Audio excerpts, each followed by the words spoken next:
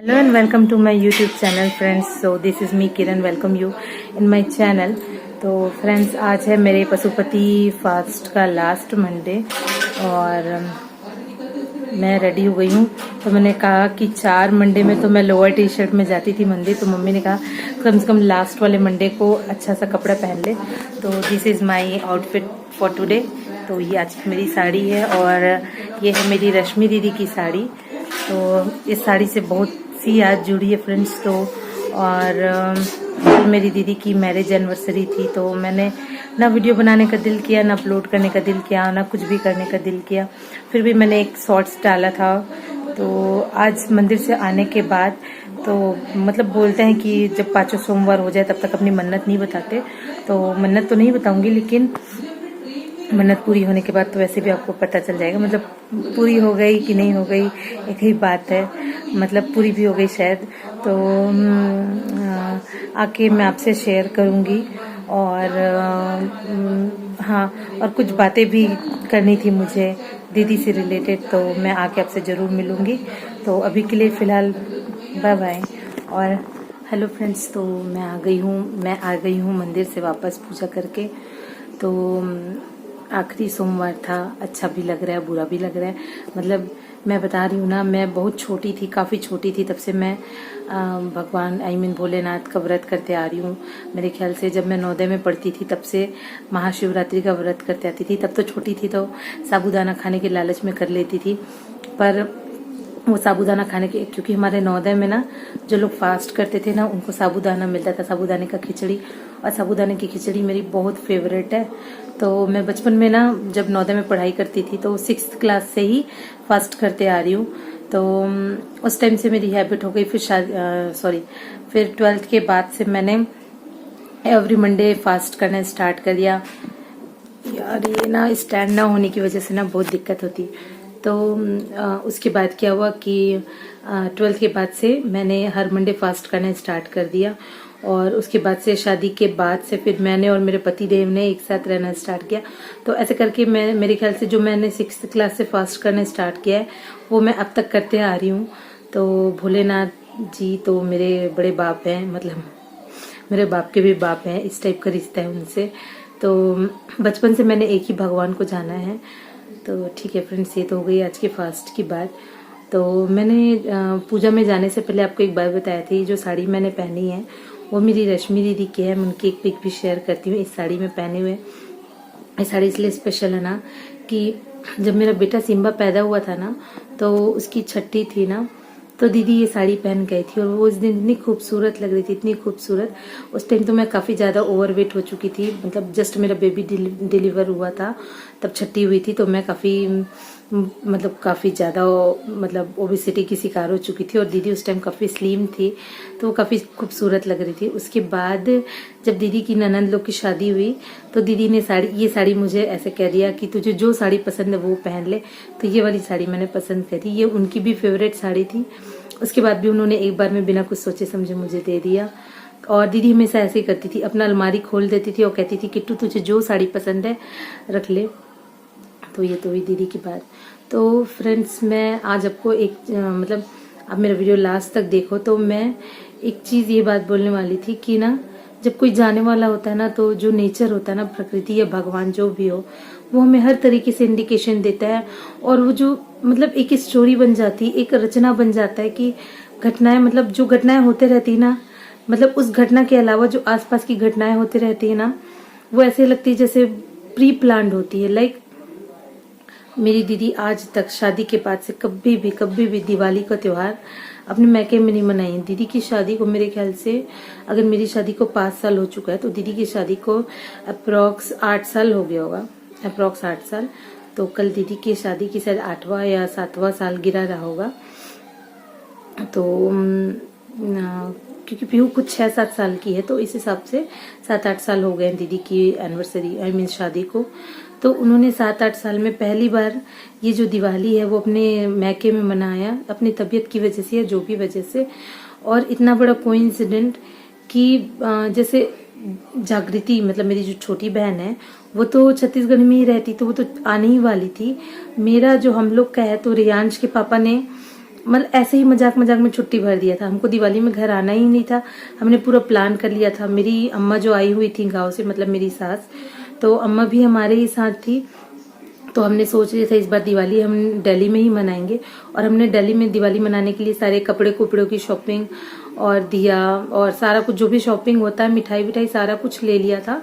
तो इन्होंने कहा कि यार चलो छुट्टी हो गई है तो घर चलें क्या। और मेरी रश्मि दीदी ने, जैसे मैंने आपको बताया, उनकी लास्ट विश थी जगन्नाथपुरी जाने की। तो उन्होंने भी कहा यार जब तुम लोग की ऑलरेडी छुट्टी मिल चुकी है तो एक काम करो घर आ जाओ, सब दिवाली के बाद चलते हैं जगन्नाथपुरी। तो इन्होंने भी मना नहीं किया। फिर हम अचानक से सडन ऐसे प्लान बना, मतलब कोई भी प्रिपरेशन नहीं थी, कोई भी पैकिंग नहीं थी। इनफैक्ट मैंने अपना और मेरी अम्मा का ब्लाउज स्टिच करने के लिए दिया था। मैंने ये कहा था कि अब दिवाली के दिन शाम तक भी दोगे तो चलेगा, क्योंकि उनके पास भी रश होता है टेलर्स के पास। तो मैंने कहा था दीदी अगर आप शाम तक भी दोगे तो चलेगा, मुझे कोई दिक्कत नहीं है। फिर मैं अचानक उनके पास गई, मैंने कहा दीदी मुझे इमरजेंसी में चाहिए, आप मुझे 2 दिन में सिल कर दें क्योंकि मुझे अचानक घर जाना हो रहा है। तो उन्होंने भी कहा ठीक है चलो मैं कोशिश करती हूँ। तो उन्होंने फटाफट से सील के दे दिया। और हम अचानक से, शायद हम धनतेरस के 1 दिन पहले निकले थे और हम धनतेरस की शाम तक हमें पहुंचना था, पर ट्रेन लेट होने की वजह से हम काफी लेट पहुंचे। तो ये एक इंडिकेशन हुआ कि उस दिन कोइंसिडेंट ऐसा हुआ कि दिवाली के नेक्स्ट डे जिस दिन गोवर्धन पूजा मनाते हैं, उस दिन क्या था, ग्रहण था, इसलिए गोवर्धन पूजा तो नहीं मनाए। लेकिन हम चारों बहनें घर पे थी। और ये एक इंसिडेंट हुआ। सेकंड इंसिडेंट ये हुआ कि मतलब ये आप सब लोगों से एक रिक्वेस्ट भी है और एक इंडिकेशन भी है। मेरी दीदी ना मुझे मतलब धनतेरस के 1 दिन पहले 2 दिन पहले मुझे दिन में कई बार कॉल किया। तो मैंने जब उनका कॉल पिक भी किया तब मैं मार्केट में थी। मैंने कहा दीदी मैं शॉपिंग करने आई हूँ दिवाली की। तो दीदी ने कहा ठीक है जब तुम घर पहुंचोगी तब लगाना। घर पहुंचते ही मैं एक फ्रेंड के बर्थडे में चली गई। फिर उनका कॉल आया कि मुझे तेरे से बहुत इंपॉर्टेंट बात करनी है। तो मैंने कहा ठीक है दीदी मैं बर्थडे में हूँ, मैं बर्थडे से पहुँच के घर में आके लगाती हूँ। फिर मैं घर आई, फिर दीदी ने कॉल किया। मैंने कहा दीदी मैं खाना खा रही हूँ, मैं खाना खा के आपको कॉल लगाती हूँ। ऐसा करते करते मैंने उस दिन बिल्कुल बात ही नहीं कर पाई। नेक्स्ट डे हम घर आने के लिए निकल गए तो मैंने ट्रैवल में भी बात नहीं कर पाई। और दीदी ने मुझे मेरे ख्याल से उस दिन 6 से 7 बार कॉल किया था। शायद उनको मुझसे कोई बात करनी थी, इम्पोर्टेंट बात करनी थी, जो कि बात हो ही नहीं पाई। और मैंने पूछा भी नहीं उसके बाद से, क्योंकि फिर मैं धनतेरस के दिन घर आ गई। घर आते ही मैं अपने काम में बिजी हो गई। दीदी की तबीयत भी इधर थोड़ी थोड़ी खराब थी और दीदी मायके थी। फिर ससुराल आते ही मैं खुद भी बिजी हो गई नरक चौदस के दिन। फिर दिवाली के दिन सुबह से लेकर शाम तक मैं भी बिजी हो गई, सारा दिवाली का काम, साफ सफाई, ससुराल आते ही। तो उस दिन भी बात नहीं हो पाई, सिर्फ दिवाली विश किया हमने एक दूसरे को। फिर नेक्स्ट डे हम घर आ गए जिस दिन ये सारा इंसिडेंट हुआ गोवर्धन पूजा के दिन। तो आज तक मुझे लाइफ में ना वो चीज़ बहुत रिग्रेट फील करता है। मेरी मम्मी हमेशा मुझसे पूछती हैं कि तू आखिर रश्मि तेरे से क्या बात करना चाहती थी, कोई बात थी क्या। तो मैं ना इतना रिग्रेट फील करती हूँ कि लास्ट टाइम में मुझे मेरी दीदी इतने बार कॉल करी, मैं इतना भी टाइम नहीं निकाल पाई कि मैं एक बार उनकी बात सुन लूँ। तो ये चीज़ मुझे इतना रिग्रेट फील करता है, इतना पैनिक लगता है ना। तो ये चीज़ आप लोग से भी रिक्वेस्ट है, अगर कोई आपका अपना, आपका घर वाला या आपके घर वाले, कोई बहन भाई दोस्त, कोई भी अगर आपसे बात करना चाहे, आप कितने भी बिजी रहे, तो उनके लिए समय निकाल के आप एक बार ज़रूर बात करें कि क्या हुआ। तो ये चीज़ है, मुझे आज भी बहुत रिग्रेट फील होता है सच कहूँ तो, कि मैंने लास्ट टाइम उनसे क्यों नहीं बात करी। शायद उनको मुझसे कोई बात करनी थी, चाहे वो अच्छी बात हो, बुरी बात हो, या उनको कोई टेंशन हो।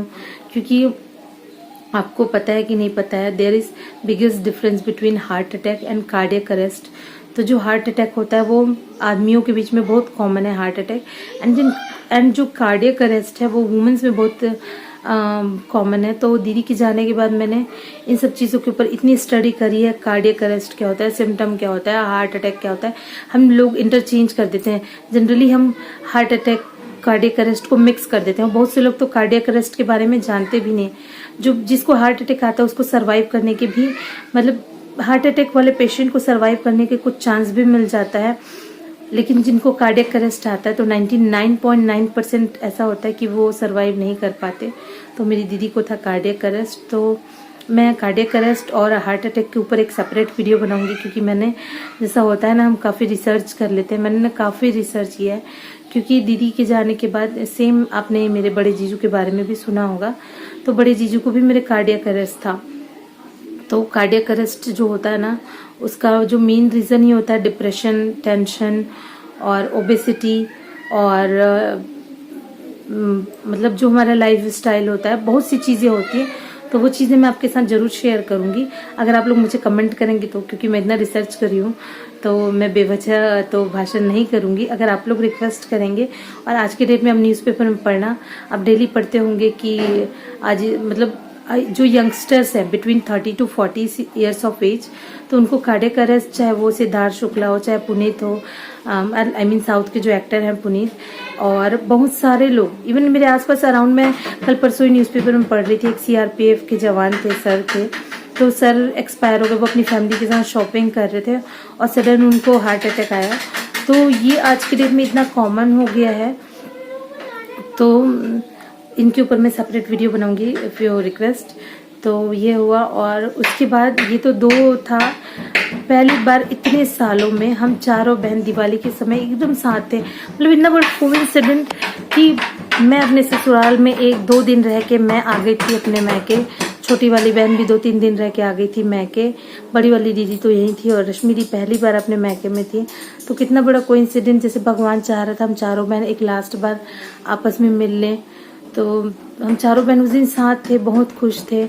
और मतलब ऐसा होता है ना, आदमी जाते हुए जब अपना पसंद का खाना खा ले। तो मैं दिवाली के दिन रात में खीर बनाई हुई थी, वो खीर मैं लेकर आई थी अपनी दीदी के लिए, क्योंकि जो खीर है ना मेरी रश्मि दीदी का काफ़ी फेवरेट था। और कोई इंसिडेंट ऐसा हुआ कि जब हम आए तो 1-1:30 बज रहा था, तो हम आते ही हम खाना खाने लगे। उस दिन दीदी ने कद्दू की सब्जी बनाई थी, तो मैं, मेरे हस्बैंड दीपक और बंटी, हम चारों ने खाना खाया। दीदी 3 बजे जब खाना खाने आई तो उनके लिए खाना नहीं बचा था। इतना बड़ा कोइंसिडेंट देखो। तो उनके लिए खाना नहीं बचा था, तो वो सारा डब्बा, सारा हॉट पॉट और कुकर खोल के देखने लगी। बोली किट्टू मेरे लिए कुछ बचा नहीं? मैंने कहा हाँ दीदी कुछ तो नहीं बचा। फिर उन्होंने फ्रिज खोला, बोले खीर कौन लाया? मैंने कहा मैं खीर बनाई हूँ। उन्होंने फिर मेरे हाथ से खीर खाई, और बस वही उनका लास्ट मील था, खीर। तो फ्रेंड्स, तो ऐसा होता है। और दिवाली के दिन भी ऐसा हुआ कि जो एक माता जी का जो पैर होता है ना, जो हम डेकोरेशन के लेते हैं माता जी के पैर, तो जनरली हम उसको पूजा के घर या पूजा के स्थान पे ऐसे जमीन पे रखते हैं। मेरी बड़ी वाली दीदी को पता नहीं दिमाग क्या, वो उन्होंने ऐसे दीवार की तरफ, मतलब जैसे पैर को ऊपर जाते हुए, और मतलब बहुत सी बातें, मैं अब कितनी बातें शेयर करूं, वीडियो काफ़ी लंबी हो जाएंगी। तो ये होता है ना फ्रेंड्स कि प्रकृति ना आपको बहुत से इंडिकेशंस देते हैं कि अभी भी समय है, आप अपने को बचा लो। बस हमें ना वो इंडिकेशन समझने की देरी होती है। और अगर हम कहीं बाहर जाते रहते हैं स्कूटी से, बाइक से, कार से, अगर थोड़ी भी उसमें खटखट की आवाज़ आ जाए, या हमें लगता है ये थोड़ा भी हमें डिस्टर्ब कर रहा है, तो हम तुरंत मैकेनिक के पास जाते हैं कि देखो हमारी गाड़ी से आवाज़ आ रही है। फिर हम उसको एश्योर भी करते हैं, उससे एश्योर भी होते हैं कि भैया अभी तो बनवा रहे, दोबारा से ख़राब तो नहीं होगी ना, कोई प्रॉब्लम तो नहीं आएगी ना। पर जब हमारी बात हमारे शरीर की होती है ना, तो हम बिल्कुल केयरलेस हो जाते हैं। सोचते हैं कि चलो ना ठीक है, अभी गोली खा के ठीक कर लेते हैं, शाम को चलेंगे डॉक्टर के पास। शाम की बात आती तो बोलते हैं अरे रात भर की तो बातें, सो जाते हैं, कल चलेंगे डॉक्टर के पास। हम अपने बॉडी के लिए ना बहुत केयरलेस हो जाते हैं। दीदी भी मेरी, उनको सुबह से थोड़ा पेन हो रहा था, उनको गॉल ब्लैडर में स्टोन था, तो उनको सुबह से थोड़े पेन्स आ रहे थे, पर उन्होंने वो ना पता नहीं क्यों इग्नोर करे जा रहे थे, मतलब काफ़ी इग्नोर कर रहे थे। अगर वो सेम टाइम पे मेडिकेशन कर लिए होते, या बोलती कि नहीं यार मुझे काफ़ी ज़्यादा तकलीफ हो रही है, मुझे आई नीड इमीडिएट मेडिकेशन, तो कोई ना कोई उनको ज़रूर हॉस्पिटल लेके जाता। जीजू उस टाइम पे अवेलेबल थे नहीं। तो ये हुआ। तो मैं आप सबसे रिक्वेस्ट करना चाहूँगी कि अगर आपको शरीर में थोड़ा भी डिस्कम्फर्ट फील हो रहा हो, चाहे हेडेक हो, वॉमिटिंग हो, चक्कर हो, या अगर आपको बहुत ज़्यादा स्वेटिंग आ रहा हो, कुछ भी अगर आपको चीज़ डिस्कम्फर्ट लगता है, अगर नॉर्मल लाइफ से अगर कोई भी चीज़ अगर आपको डिस्कम्फर्ट या अलग लगता है, तो आप इमीडिएटली डॉक्टर के पास जाएं, अपना वाइटल चेक कराएं, अपना बीपी, शुगर जो भी हो सकता है इनिशियल स्टेज में, वो चीज़ें आप अपना चेक कराएं, क्योंकि ये बहुत ज़्यादा नेसेसरी होता है। क्योंकि जो कार्डियक अरेस्ट होता है ना वो पहले से बता के नहीं आता, हार्ट अटैक बता के नहीं आता, ना ही इसके कोई सिम्टम होते कि आपको पहले से, मतलब कुछ इनिशियल सिम्टम्स होते हैं लाइक शोल्डर में पेन होना, वोमिटिंग आना और बहुत सी चीज़ें, तो वो सारी चीज़ों से आप डायग्नोसिस कर सकते हैं। लेकिन अगर आप गर्मी का मौसम है, गर्मी में उल्टी चक्कर आ रहा है, तो आप तो यही बोलोगे कि गर्मी की वजह से आ रहा है। तो इसलिए मैं कहती हूँ कि अगर कोई भी चीज़ अगर आपको रूटीन लाइफ से डिस्कम्फर्ट लगता है, अलग लगता है, तो आप इमीडिएटली डॉक्टर के पास जाएं। जितना ख्याल आप अपने मोबाइल का, गैजेट्स का, बाइक, कार का रखते हो, उतना ही आप अपने शरीर का रखो। मोबाइल एक दिन के लिए अगर खराब हो जाए ना, चार्ज ना होने लगे, हम घर सर पे उठा लेते हैं कि यार मेरा मोबाइल चार्ज नहीं रहा, मेरा मोबाइल खराब हो गया, और 1 घंटे में हम मोबाइल शॉप पहुंच जाते हैं कि देखो मेरे फ़ोन को क्या हुआ। सेम आप अपने शरीर के साथ करो। तो फ्रेंड्स, वीडियो बहुत लंबी हो जाएगी, तो आज की वीडियो में इतना ही। और ये वीडियो मेरी दीदी के लिए डेडिकेटेड था, तो आज के लिए इतना ही। बाय।